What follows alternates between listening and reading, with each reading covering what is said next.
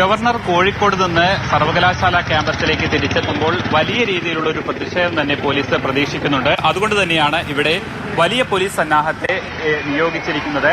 Governor കടന്നു വരുന്നത് ഈ വഴിയിലൂടെയാണ്. ആ വഴിയിൽ നിന്ന് കടന്ന് ഗവർണർ ക്യാമ്പസിനകത്തേക്ക് പ്രവേശിക്കേണ്ടതുണ്ട്.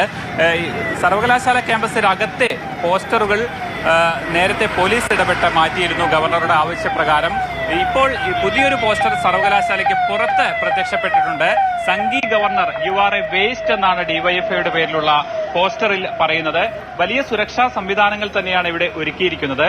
വിദ്യാർത്ഥികൾ മറുഭാഗത്ത് നിന്ന് വരാനുള്ള ഒരു സാധ്യത മുന്നിൽ കണ്ടുകൊണ്ട് റോഡിൽ ഉടനീളം പോലീസിനെ വിന്യസിച്ചിരിക്കുന്നതാണ് നമുക്ക് കാണാൻ കഴിയുന്നത്. 2000-ലധികം പോലീസിനെയാണ് കാലിക്കറ്റ് സർവകലാശാലയിൽ മാത്രം സുരക്ഷയ്ക്കായി നിയോഗിച്ചിരിക്കുന്നത്. വിദ്യാർത്ഥികൾ SFIയുടെ പ്രവർത്തകർ വരാൻ സാധ്യതയുള്ള മാറിയിരിക്കുന്ന കാഴ്ചയാണ് നമുക്ക് കാണാൻ കഴിയുന്നത്. 3:30-നാണ് പൊതുപരിപാടിയിൽ ഗവർണർ പങ്കെടുക്കുന്നത്. സനാതന ധർമ്മപീഠവും 30-നാണ് പൊതുപരിപാടിയിൽ ഗവർണർ പങ്കെടുക്കുന്നത്. സനാതന ധർമ്മപീഠവും ഒപ്പം തന്നെ ഭാരതീയ വിചാര കേന്ദ്രവും ഉദ്ഘാടനം പ്രതീക്ഷിക്കുന്നുണ്ട്. ഗവർണർ അല്പസമയത്തിനകം തന്നെ ഇവിടേക്ക് എത്തിച്ചേരും. അതിന് മുന്നോടിയായുള്ള സുരക്ഷാ ക്രമീകരണങ്ങളാണ് ഇപ്പോൾ നമ്മൾ ദൃശ്യങ്ങളിൽ കാണുന്നത്. എന്തായാലും സർവകലാശാല പരിസരത്ത് അതിശക്തമായ സുരക്ഷയാണ് പോലീസ് ഒരുക്കുന്നത്. കരിങ്കൊടി പ്രതിഷേധമടക്കം SFIയുടെ ഭാഗത്തുനിന്നുണ്ടാകാനുള്ള എല്ലാ സാധ്യതകളും നിലനിൽക്കുന്നു. ജനാധിപത്യപരമായ രീതിയിലാണ് തങ്ങളുടെ പ്രതിഷേധം ഉണ്ടാവുക എന്ന് കഴിഞ്ഞ ദിവസവും SFI പറഞ്ഞു.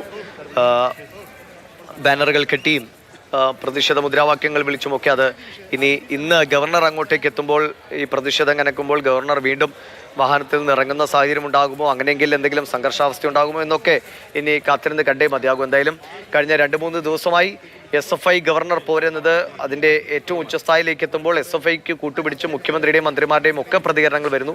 നവകേരള സദസ്സ് ഇങ്ങ് തെക്കൻ ജില്ലകളിൽ യാത്ര തുടരുകയാണ്. അതിനിടെയാണ് ഗവർണർ SFI പോര് വാർത്തകളെ മുഴുവൻ അങ്ങ് ചേർത്തെടുക്കുന്നത്.